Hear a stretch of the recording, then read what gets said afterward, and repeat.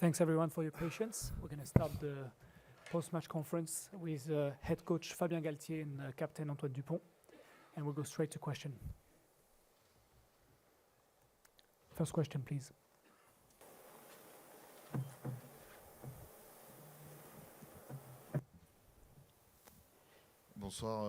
Good evening, gentlemen. Can you just simply tell us what you're feeling straight after this defeat?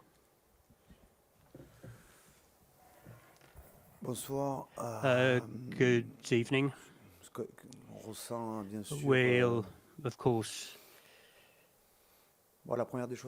feeling, well, if I have to speak first, I'm thinking of our supporters first. I'm thinking of our families. I'm thinking of all the people who follow us, who believe in us, who support us daily.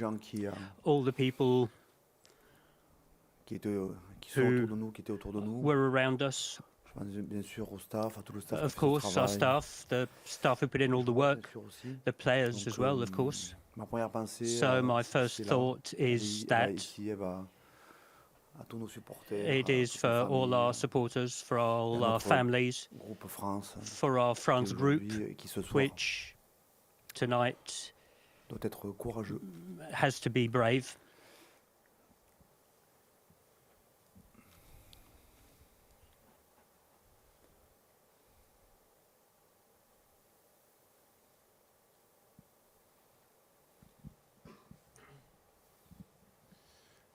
English.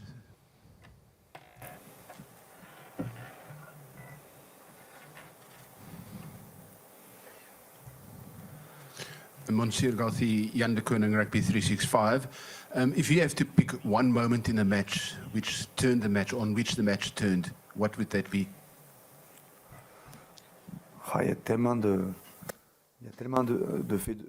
There are so many things that happen in a game, so many key moments in this game.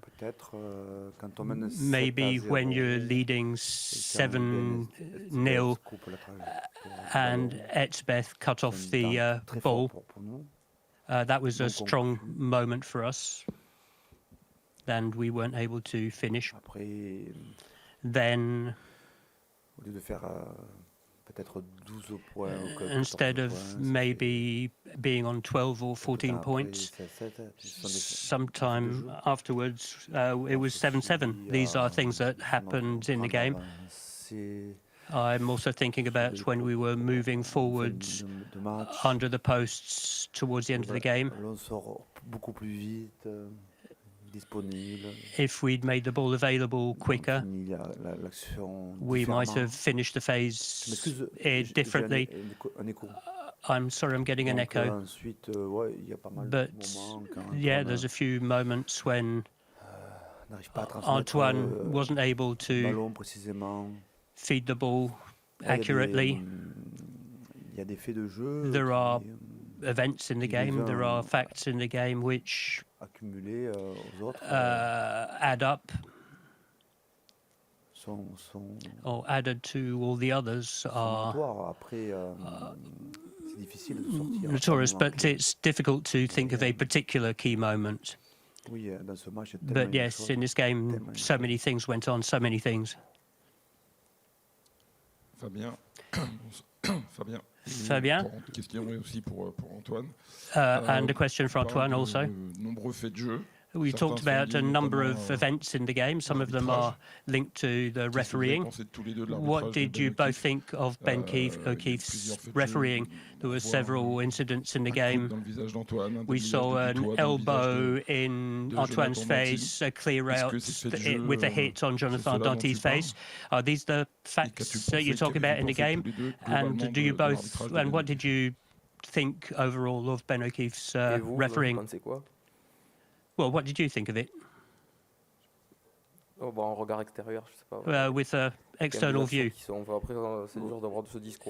It's hard to talk about things because there's a lot of disappointment, a lot of frustration, but there are probably images we'll see that will make us even more frustrated. There's a few clear things that should have been blown, but where the whistle wasn't blown, but we could have had a penalty at a crucial moment.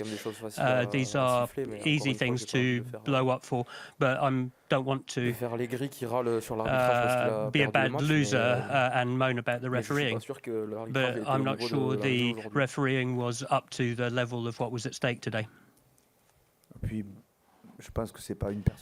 And I don't think it's one person refereeing. There are TMOs, there are assistant referees. They have time to review the images as we do as the game's going on. So they can also take part in the refereeing. For me, I can understand the players' frustration. I really do understand it. I ask them to be brave, but at such times, I will say I will accept it, as it's already been the case in the past. I accept the decisions. Just to say that this doesn't take anything away from the South Africans' performance, who showed their experience, their consistency in their game, who had a very good second half and dominated us in the fight. And I don't want to take that away from them. They played a great game. Yes, of course. If we talk about the refereeing, because you were talking about the refereeing. But we can talk about the opponent, but talk about the refereeing, I'm not going to go there. I will congratulate the refereeing. We've worked with them before the World Cup, but during the World Cup we worked with them this week to try to play along with them, and we will continue to work that way. I understand the player's position, and you have to understand my position. Straight after the game, a lot of frustration, a lot of emotions, hard to take, so I can understand. We talked about it briefly, and we all watched this game, but especially to congratulate the South Africans, this team and their staff, and to wish them to continue their progress with respect and fair play. Yes, good evening. Axel from Europe 1 on your left. I remember there was also what you call the arrow of time, saying here is where we want to go, and regularly you told us we are where we want to be. So this evening you're obviously not where you wanted to be, but beyond the disappointment, is there already some analysis? Are you already looking into the future? Is it a bit too early? Well, it's hard. I can understand your question is about this vision, and that allows us to work consistently with a methodology with the players to make them grow. We wrote for 4 years. We wrote a beautiful page of the history of French rugby that the players can be proud on. The players can be proud of. The players can be proud. The staff can be proud. The French Federation can be proud, and we can also be sad tonight because of the result. And of course the arrow of time is a metaphor. It enabled us to have a very clear vision, but as I also said, this World Cup, before when I was talking about it, there is a French team that will continue to play. They will play the first game of the Six Nations tournament in Marseille, and the players will continue to play and develop. 2 players are ceasing to play, that's sure. Ramato Fenu being one of them. But what we've lived through, what the players lived through, is part of the writing of the book of the French team.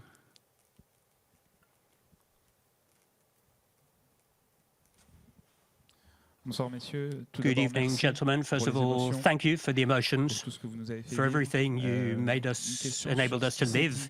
A question about what was said in the changing rooms just after the game. So your speech, Fabien, and your speech, Antoine.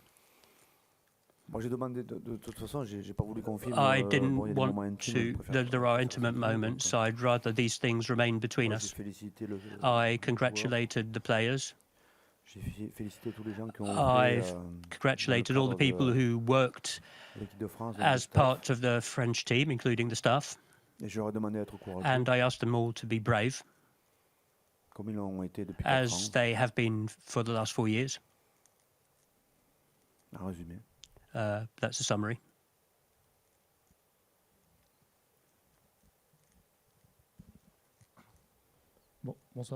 Good evening, Fabien.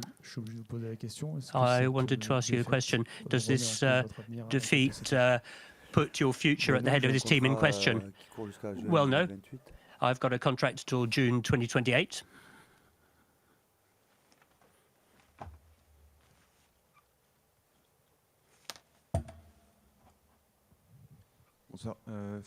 Good evening, Fabien and Antoine. If I'm not wrong, your first knockout game in a large competition, well, for this generation, is that what made the difference perhaps tonight against South Africa?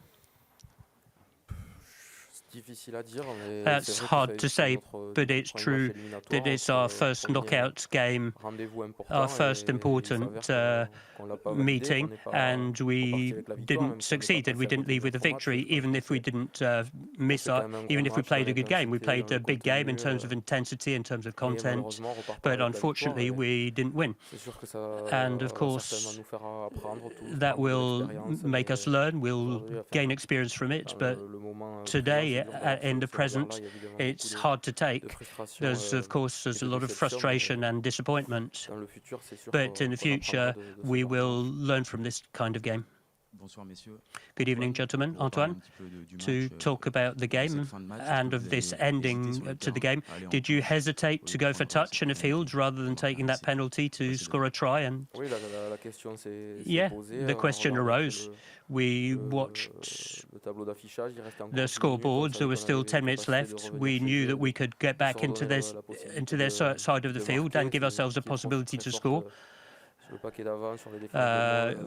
With our forwards and the defence on the mob. So we took that option. But we can always talk about the choices, but at the time it seemed to be the right option.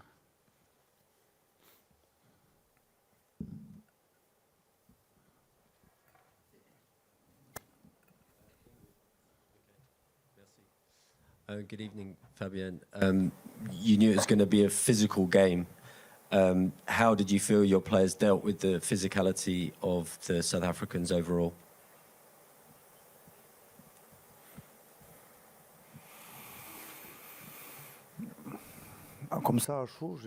Like that, in the heat of the moment, I thought we were largely equal to them. We had some very strong moments. We didn't always convert them, and there were other times where the South Africans were on top. But really, I felt that we matched them. I haven't got the stats or the data in front of me because it was a very loaded game in terms of sequences and match events, so I can't go into detail. But the feeling I have is that we very much matched the South Africans with strong moments and weaker moments, of course. Good evening, Fabien. It's now 15 weeks that you've all been together to prepare for this World Cup. Are there things you'd like to change? Do you have any regrets about the preparation for this World Cup or the first 5 weeks of this World Cup? None. None. No regrets. No regrets.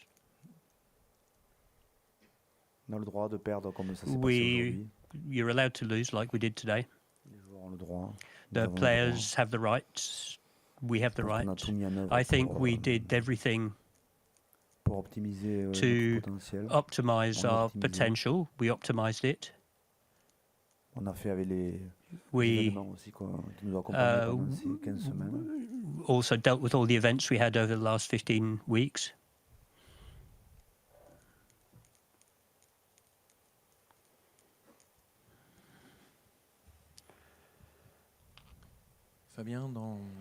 Fabien, in the last press conference, you said you feared the strategy of the South Africans with their team set up, with the changes in their team.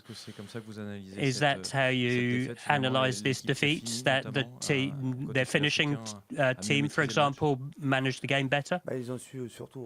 Well, they were able to take the lead at a key moment, and it's true that until the end we were faced with, we were trying to take the lead back. These are games that are played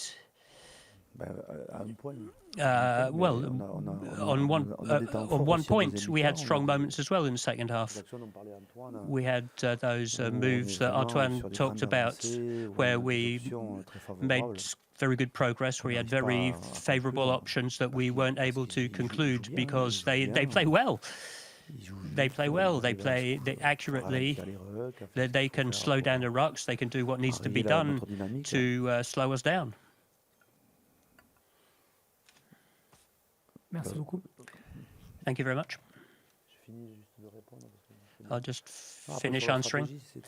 So in terms of strategy, yes, we saw they optimised the high kicking, which brought them 2 or 3 strong moments from high cross kicks.